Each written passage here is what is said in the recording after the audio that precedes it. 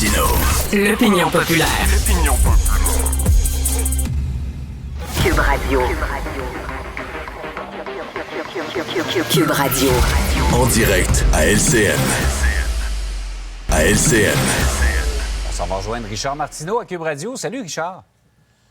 Salut Jean-François. Hier, on parlait des journées internationales décrétées par l'ONU parce que la ministre du Patrimoine avait souligné la journée de la sexualité pour les gens qui n'ont pas de vie sexuelle le 6 avril. Hier, quelqu'un m'a envoyé ça tantôt, un ami m'a envoyé ça, j'ai vérifié, effectivement. Hier, le 9 avril, c'était la journée mondiale de la licorne. Écoute, alors... je viens d'apprendre, tous ceux qui croient que la vie est un jardin de roses peuplé de gens gentils qui nous veulent que du bien. Je pense qu'il en tout reste le monde plus beaucoup, est beau, Richard. tout le monde...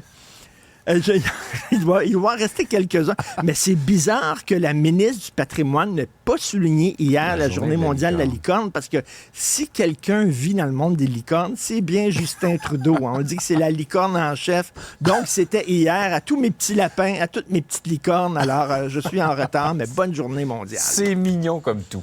Hey, Richard, François Legault a un peu sorti ça comme pour rester dans les animaux, un lapin de son chapeau. Là. Il a menacé Justin Trudeau d'organiser un référendum sur l'immigration temporaire.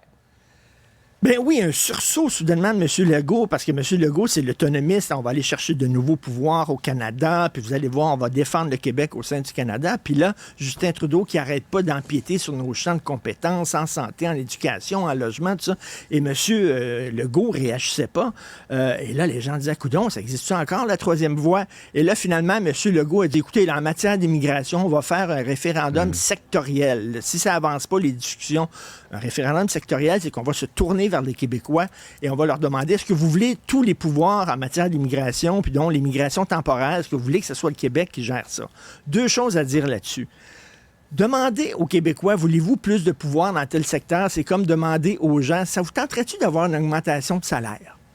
Y a-t-il quelqu'un qui va répondre non à ça? Vraiment, là. Est-ce que l'exercice est vraiment nécessaire? Bien sûr qu'on veut plus de pouvoir au Québec. Y a-t-il quelqu'un qui va dire, oh non, nous autres au Québec, on veut moins de pouvoir, au contraire, premièrement.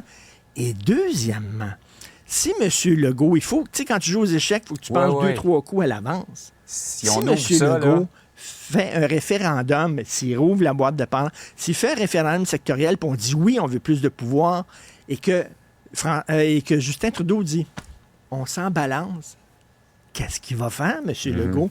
C'est bien beau japper, mais des fois, il faut mordre un peu.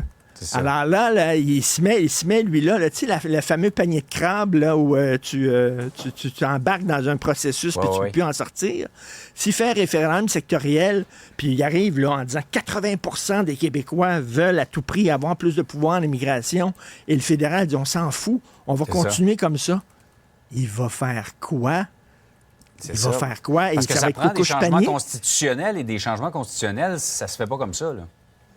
Est-ce qu'il va faire comme M. Robert Bourassa, regarder les Québécois dans les yeux en disant, vous savez, à partir d'aujourd'hui et pour demain et pour toujours, le Québec est libre de son destin, etc.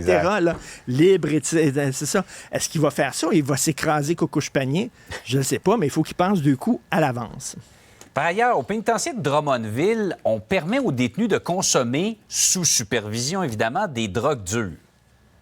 C'est ça, pénitencier fédéral situé au Québec, à Drummondville. Alors, c'est comme un projet pilote, là. On va leur permettre de consommer des drogues dures. Bon, là, c'est vraiment surréaliste, Jean-François.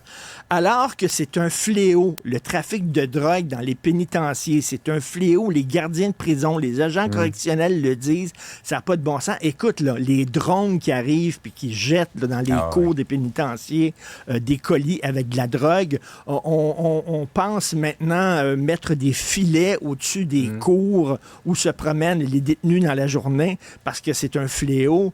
On fouille les cellules des détenus pour savoir s'ils possèdent de la drogue. Donc, tu n'as pas le droit de faire venir de la drogue de l'extérieur. Tu n'as pas le droit d'en cacher dans tes cellules. Tu n'as pas le droit d'en posséder sur toi. Mais il va y avoir ce qu'on appelle une zone protégée, là, où là, ils vont pouvoir en consommer. Là, les agents correctionnels disent, attendez une minute, là. Nous autres, là, vous nous dites, là, écoute, il faut vraiment que tu cherches dans les cellules, puis dès que tu trouves de la drogue, tu prends ça, puis tu saisis ça parce que c'est dangereux. Mais de l'autre côté, on va leur permettre d'en consommer. Et moi, je dis, ben pourquoi pas d'abord? Bien, ils disent oui, mais ils sont poignés avec ça. Là, c'est une dépendance. Il faut leur permettre de vivre leur dépendance. OK. Il y a des gens qui sont dépendants sexuels. Est-ce qu'on va permettre aux prisonniers de recevoir des escortes, des prostituées dans une zone protégée? Des alcooliques?